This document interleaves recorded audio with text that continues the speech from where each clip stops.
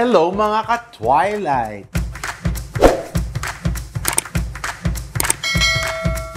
Ako po ang inyong friendly urologist na si Dr. Joseph Lee. Ilan sa inyong mga katanungan na ipinadala sa akin ay sasagutin ko na ngayon. Dahil dito sa aking channel, tanong nyo, sagot ko.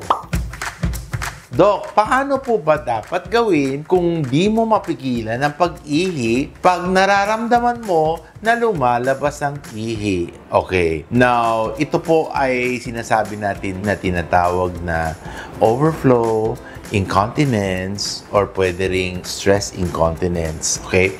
Ano ba ang ibig sabihin ng incontinence, no? Ang incontinence kasi ay sanhi ng pagka-lax ng inyong sphincter, no? So, you have urinary sphincter na nagko-control sa paglabas at pagpigil ng ating ihi, no? So, maaring may konting problema doon that is causing it to have problems of leak, okay, tumutulo or yung panay-panay ihi, no? There are several types of incontinence na pwede nating pag-usapan. So, ano mga types ng incontinence? We have urge incontinence, overflow incontinence. Yung urge incontinence niya, talaga ito, may maraming kinalaman sa sphincter kasi yung mga simptomas kasi is like, kung hindi ka namang naiihi, napapaihi ka, no? Very strongly. Then you have your overflow incontinence, no?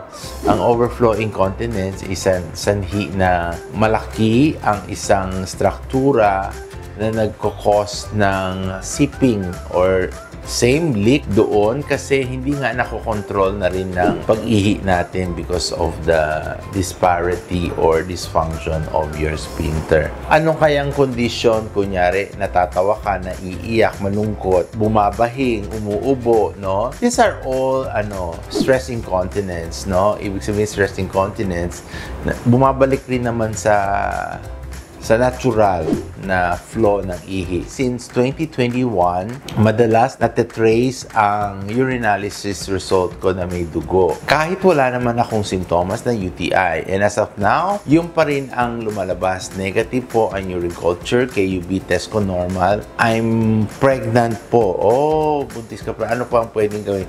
Siguro ang pwede natin gawin is to release you from any infection because you're pregnant, whatever trimester you are in. Anong ibig sabihin at kadahilanan ng pagkakaroon ng dugo sa urine based sa urinalysis?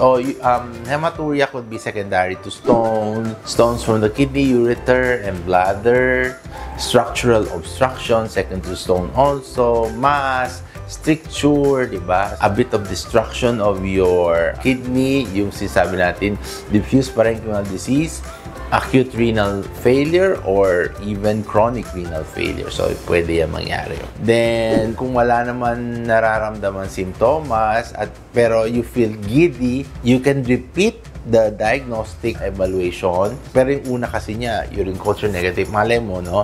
We're not saying na maaring magkaroon siya ng infection.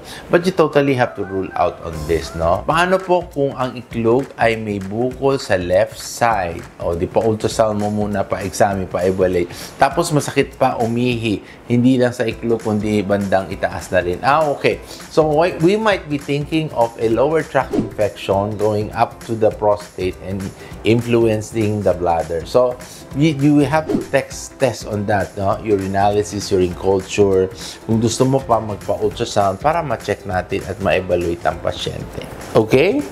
Now, ano-ano ang mga karaniwan sanhi ng bukol sa itlog? You have your varicocele, spermatocele, you have your cysts, your nodules, and the like, no? So, yung mga pag titingnan mo, marami doon kaakibat yung mga sakit na inflammatory, no?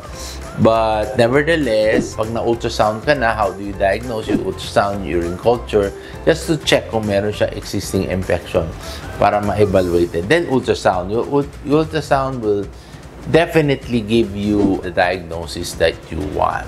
Okay? Mula kay Ana Antonio, ask lang po, Doc, kung pwede ko na bigyan ng Genesis Spirulina tablet ang 5 years old ko.